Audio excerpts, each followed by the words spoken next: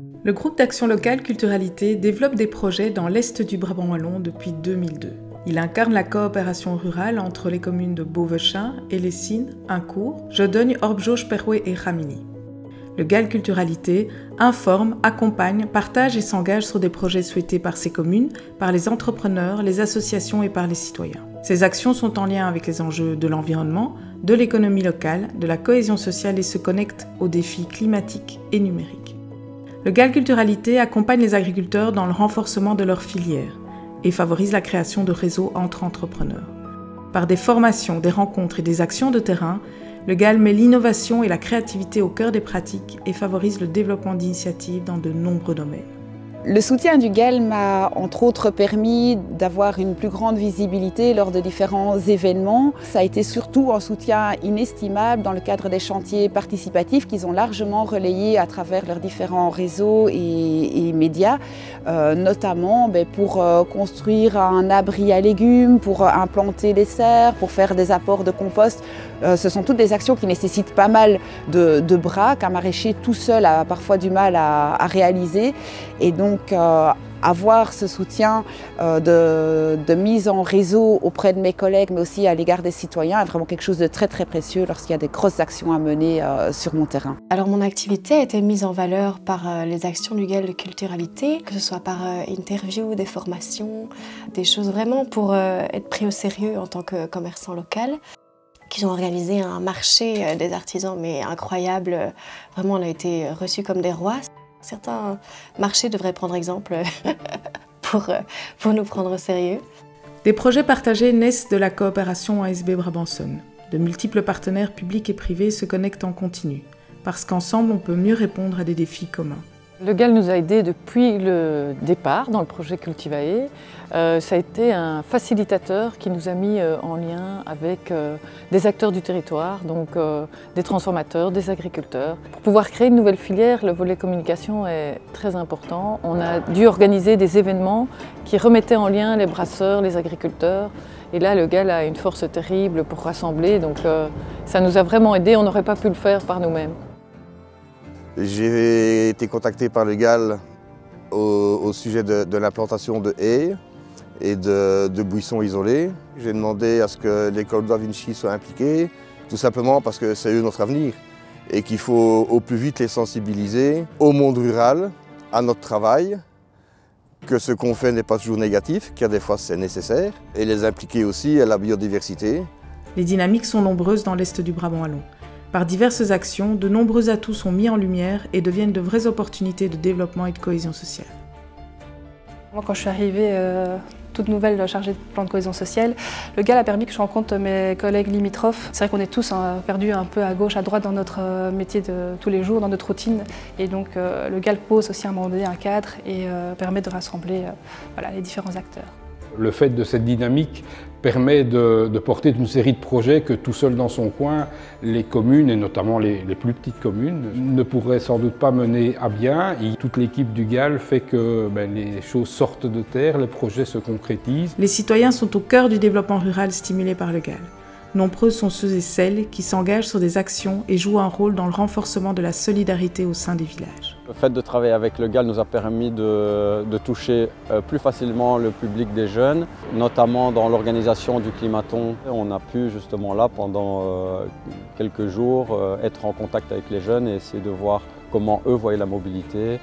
Et c'était super enrichissant. La mobilité ne se cantonne pas juste à une commune. Donc ce serait dommage de voir la mobilité juste autour de Jodogne. Et le fait d'être avec le GAL qui s'occupe de 7 communes dans l'est du Brabant wallon permet justement de voir la mobilité sur une échelle plus globale et plus complète. Je pense vraiment que cette mobilisation qu'on a depuis des années à réfléchir ensemble à un programme culturel, mais avec beaucoup de porosité aussi avec les autres champs d'action du GAL, nous ont vraiment fait prendre conscience de tous les acteurs présents, qu'ils soient associatifs, amateurs ou professionnels, mais aussi dans le cadre de l'environnement, dans le cadre de l'agriculture. Tout ça nous a permis de réfléchir vraiment à un programme qui pouvait coller à nos réalités, où la proximité est quelque chose de vraiment très important. Et je pense vraiment que Scène de village et le cinéma cinéma en plein air aussi, Centre, ce sont des actions qui permettent à des personnes de venir s'approcher de la culture gratuitement, en toute liberté, comme ils le sentent. Au niveau de notre commune qui est très petite, on a besoin vraiment d'un soutien, notamment au niveau culturel.